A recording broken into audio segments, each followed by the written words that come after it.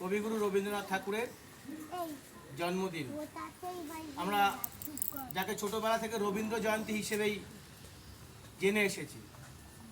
তো আমরা মিটিংয়ে বলেছিলাম আমরা আজকে একটা র্যালির ব্যবস্থা করব, সেই মতো আমরা ব্যবস্থাও করেছিলাম।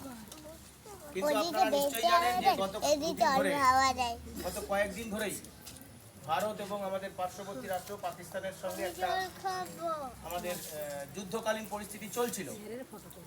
পাকিস্তানি জঙ্গি গোষ্ঠীর হাতে আমাদের দেশের 26 জন নিরীহ নাগরিক যারা কাশ্মীরের সৌন্দর্য উপভোগ করতে গিয়েছিল, কিন্তু দুর্ভাগ্যবশত তাদের মারা যেতে হয়েছে ওখানে। এবং সেই সূত্র ধরেই আমাদের দেশে গত কদিন ধরে একটা যুদ্ধ ভাব চলছিল। গত পরশু বোধহয় প্রথম পাকিস্তানি জঙ্গি গোষ্ঠী আমাদের ভারতের সেনাবাহিনী গিয়ে আঘাত এনেছিল। এবং তারপর গত রাত, আপনারা দেখেছেন কিনা জানি না, গত রাত পাকিস্তানের উপরে আমাদের ভারতীয় সেনাবাহিনী মুহুর্মুহু গোলাবর্ষণ করেছে। একটা যুদ্ধকালীন পরিস্থিতি বলতে পারেন, যুদ্ধই শুরু হয়েছে। সেই কারণে আজকের আমাদের যে প্রভাত ফেরির র্যালি সেটা আমরা স্থগিত রেখেছি। কিন্তু আমাদের কবিগুরু রবীন্দ্রনাথের জন্মদিন, সেটা আমরা পালন করব। আপনারা হয়তো জানেন, যারা রবীন্দ্রনাথকে কম বেশি জেনেছেন তারা জানেন রবীন্দ্রনাথ যখন আমাদের বিশ্বভারতী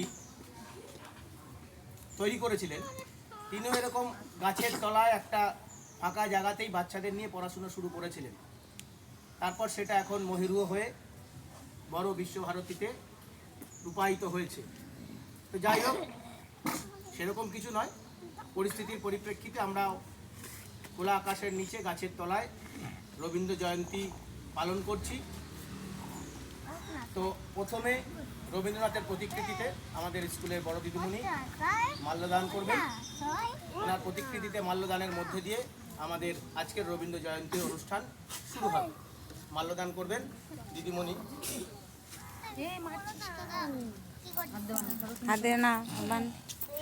ও যদি এখানে বসিয়ে দেয় তখন বাবা তোরা আর নিজের জায়গায় থাকবি না,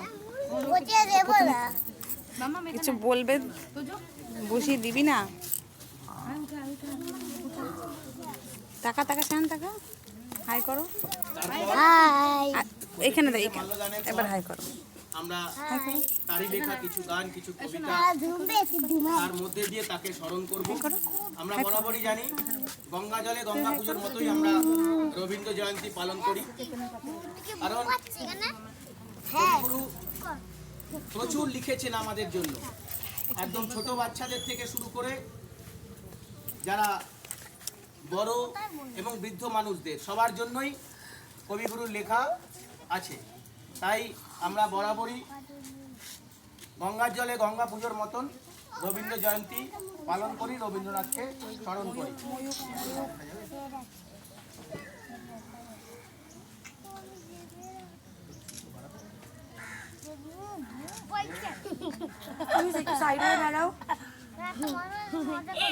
একটু হাততালি দেবে সবাই।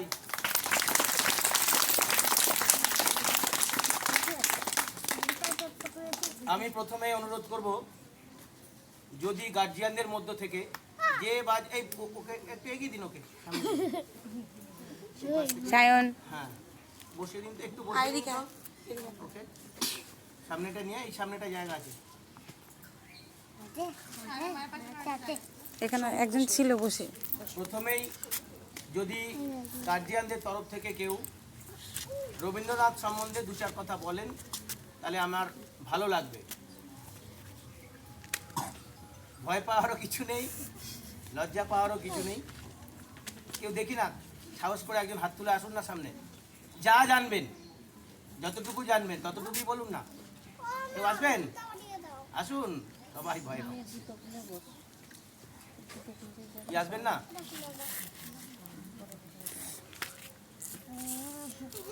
তাহলে কারো সাহস নেই দেখি। কি বলবো,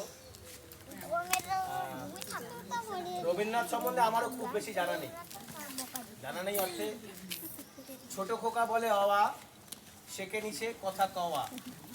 আমরা যখন পড়াশুনো শুরু করি ঈশ্বরচন্দ্র বিদ্যাসাগরের বর্ণ পরিচয় থেকে অ আ লেখা শুরু করি আর বাবান দুষ্টুমি পড়া করে না শুরু করি ওইদিকে জায়গা নেই